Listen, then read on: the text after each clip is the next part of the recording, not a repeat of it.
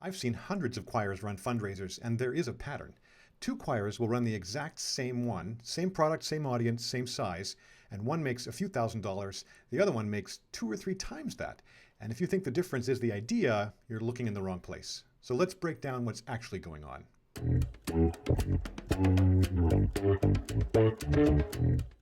Welcome to the Choir Genius channel. I'm Tom Metzger. In this series, we've been breaking down how choirs actually make money.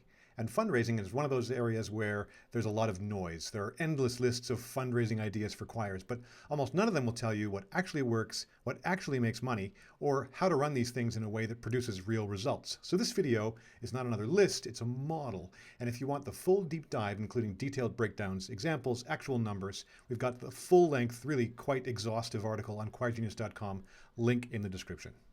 So this is a fun video worth watching to the end, but before we even get started, let's talk. Write a comment down below about a fundraising method that has worked for you and your group. Now, here we go. So the core insight here, the key idea, is that across almost every fundraiser, the same equation shows up. Revenue, of course, is equal to the number of participants times the results per participant. And that's it. And most choirs focus on the wrong side of that equation. They look for better ideas all the time, but the choirs that raise serious money focus on more like execution, getting more people involved, and getting each person to do a little bit more. That's where the leverage is for you. So let's walk through the categories that actually matter here. First of all, fundraising with products.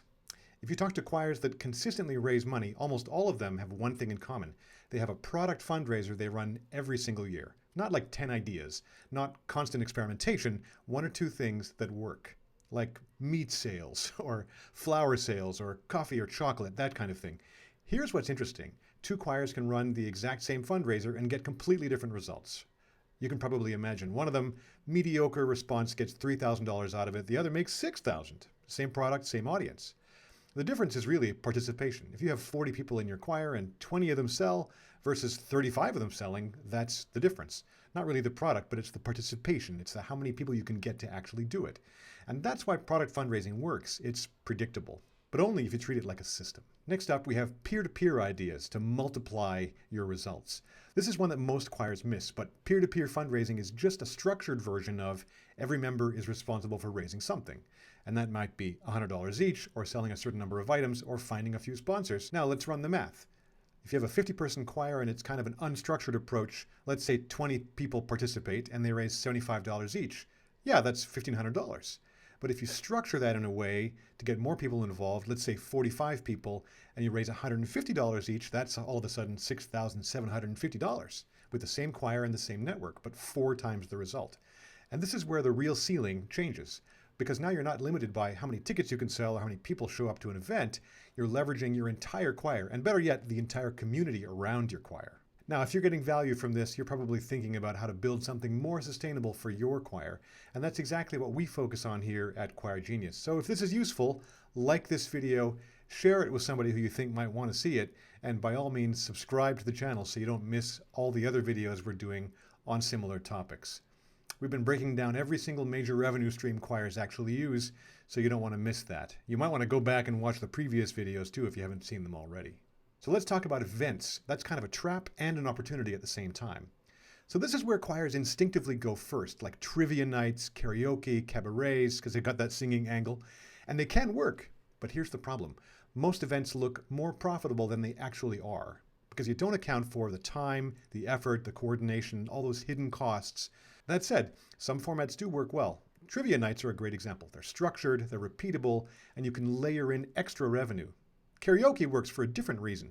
The audience becomes the performer, but the key idea is this: complexity kills repeatability. If it's hard to run, you won't run it again. And if you only do it once, it's not a system, it's a one-off. Let's talk about services now, trading time for money. So things like bottle drives, car washes, yard work. Maybe you associate those with younger people, but it's something anybody can do. They could be fun. And they're simple. You show up, you do the work, you get paid. And they can work, but they don't scale very well, the truth is. You're kind of capped by how many people show up and how many hours they're willing to work. But there is one exception. When you're selling something unique, like singing telegrams or singing valentines, now you're not just providing labor, you're doing something you enjoy doing, and you're providing something that only a choir can really do, so there's some scarcity there. And that's where value-based pricing really makes sense, and revenue can go up. I mean, if you're going to do a singing valentine for somebody and they're going to pay you $100 for 10 minutes work, that's pretty good leverage. There's another category, and it's like raffles, and these things are great because you can add them on to other events. So raffles are one of the simplest ways to increase that revenue. So 50-50 draws, prize raffles, that kind of thing. And they work because they're easy to understand, they're low friction, and they layer on top of events you're already running.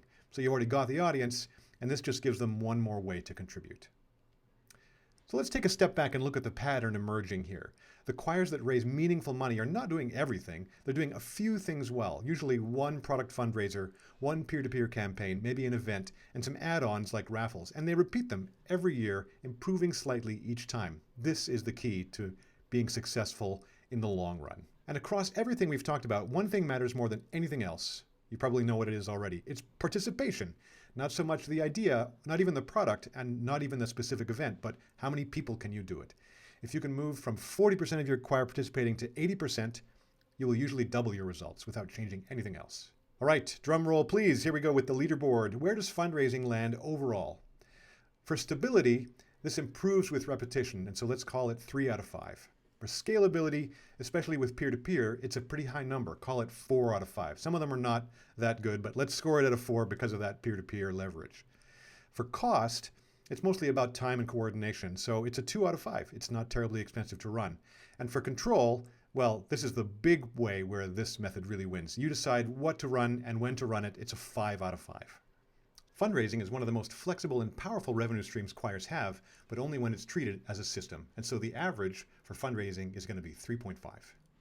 So there is no perfect fundraiser, but there is a better way to approach it. Stop asking, what should we try this year? And start asking, what are we going to run every year? And how do we get better at it? That shift is where most of the upside is. And it's available to almost every choir.